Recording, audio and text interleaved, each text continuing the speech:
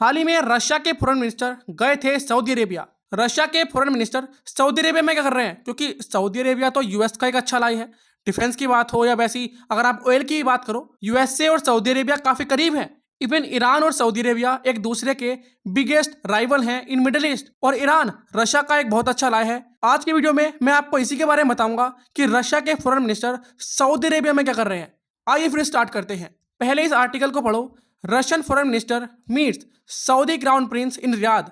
Saudi Arabia के crown Prince हैं मोहम्मद बिन सलमान। और जब हम यूएस सऊदी अरेबिया की बात करते हैं तो ये बात काफ़ी कॉमन है, बहुत सारे लोग इसको बार बार रिपीट करते हैं। इवन आपने कई बार देखा भी होगा कि जो डिसीजन सऊदी अरेबिया लेता है उस पर यूएस का काफ़ी इन्फ्लुएंस होता है। और ये चीज़ दिखाती है कि सऊदी अरेबिया और यूएस आपस में काफ़ी क्लोज हैं। इवन डिफेंस के मामले में भी सऊदी अरेबिया यूएस पर बहुत ज़्यादा डिपेंड करता है। मिडल ईस्ट में सऊदी अरेबिया उन कंट्रीज में से है जो यूएसए को ज़्यादा प्रायोरिटी देते हैं। वहीं अगर हम ईरान की बात करें तो ईरान उन देशों में से है जो रशिया को अपना एक बेस्ट लाई मानता है। इवन रशिया यूक्रेन वॉर में ईरान ने बहुत सारे ड्रोन्स और मिसाइल्स रशिया को सप्लाई किए थे। ईरान और सऊदी अरेबिया दोनों ही मुस्लिम मेजोरिटी कंट्री हैं, मगर दोनों में बनती नहीं है। तो फिर ऐसी क्या बात है जिसके वजह से रशिया के फॉरेन मिनिस्टर सऊदी अरेबिया आए हैं। उससे पहले आप यहाँ पर देखो, जब हम बात करते हैं सऊदी अरेबिया की तो सऊदी अरेबिया में आप कई बार देखोगे कि जो मोहम्मद बिन सलमान है वो यूएसए से इन्फ्लुएंस रहते हैं। जो डिसीजन वो लेते हैं उनमें आपको दिखेगा कि यूएसए का साफ साफ रोल है। हालांकि मैं आपको एक बात बता दूं, Saudi Arabia non align movement को फॉलो करता है। ना वो रशिया की तरफ इंक्लाइंड है, ना वो यूएसए की तरफ इंक्लाइंड है। हम ये नहीं कह सकते कि सऊदी अरेबिया यूएस का एक बहुत अच्छा लाई है। हाँ, रिलेशन अच्छे हैं, मगर सऊदी अरेबिया चाहता है कि वो अपने रिलेशन को रशिया और यूएस दोनों के बीच में बैलेंस करके रखे। मगर पिछले कुछ महीनों में आपने देखा होगा यूएस और सऊदी अरेबिया के बीच में जो रिलेशन है उनमें थोड़ी सी खटास आई थी because of Israel Palestine conflict. Even USA ने यह कह दिया था कि सऊदी अरेबिया को इस टाइम पर इसराइल के साथ अपने रिलेशन को नॉर्मल कर लेना चाहिए। देखो, सऊदी अरेबिया और इसराइल के बीच में रिलेशन अच्छे नहीं हैं, दोनों कंट्रीज एक दूसरे के अगेंस्ट हैं। बट यूएसए कहता है कि सऊदी अरेबिया को इसराइल के साथ अपने रिलेशन नॉर्मल कर लेने चाहिए। मोहम्मद बिन सलमान ने कहा चलो ठीक है, हम इसराइल के साथ अपने रिलेशन को नॉर्मल कर लेंगे। हमारी जो आइडियोलॉजी है हम उसको साइड में रखते हुए इसराइल के साथ अपने रिलेशन को नॉर्मल करेंगे, मगर उसके बदले में यूएस को सऊदी अरेबिया के साथ एक सिविल न्यूक्लियर डील साइन करनी होगी। इसके बाद आपने देखा होगा कि सऊदी अरेबिया और यूएस के बीच में थोड़ी खटास आई।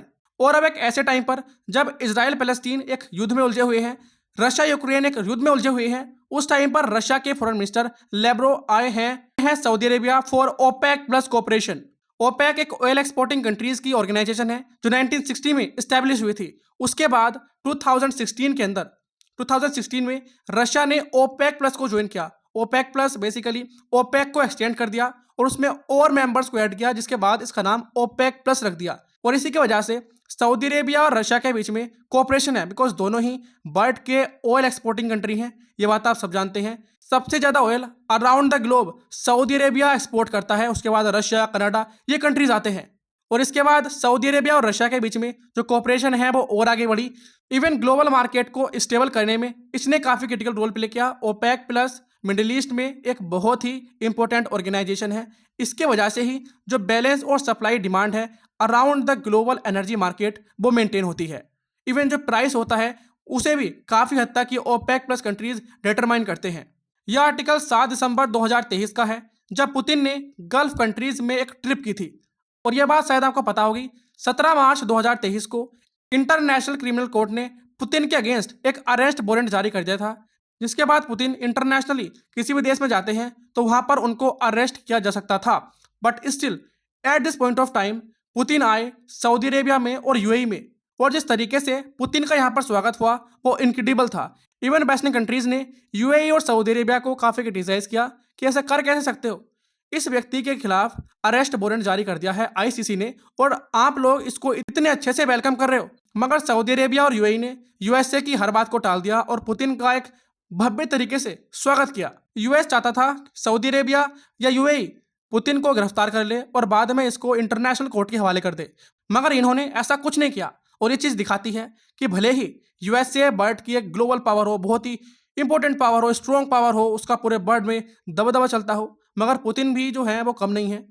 जब से रशिया यूक्रेन वॉर शुरू हुआ है तब से लेकर अब तक वेस्टर्न कंट्रीज ने ये बहुत प्रयास किया कि पुतिन को आइसोलेट कर दे, पुतिन को इंटरनेशनली जो पुतिन विजिट करते हैं वो पुतिन ना करे, मगर जो पुतिन है उन्होंने गल्फ स्टेट की विजिट की और ये दिखा दिया कि पुतिन अब भी अपना दबदबा पूरे संसार में रखते हैं, भले ही यूएसए कुछ भी कहता रहे।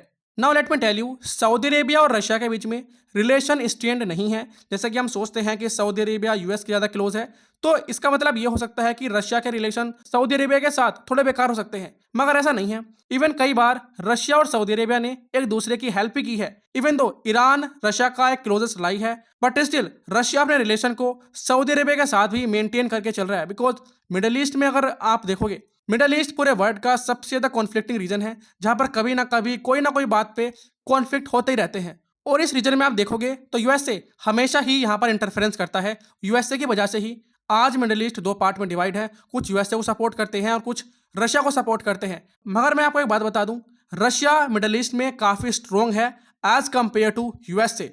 रशिया के फॉरेन मिनिस्टर सऊदी अरेबिया जाते हैं, वहां पर बातचीत करते हैं, एनर्जी कोऑपरेशन को लेकर, इवन डिफेंस कोऑपरेशन को लेकर भी वहां पर थोड़ी बहुत बातचीत होती है। इंटरेस्टिंग बात तो यह है, इंडिया के फॉरेन मिनिस्टर एस जयशंकर भी सऊदी अरेबिया में ही थे।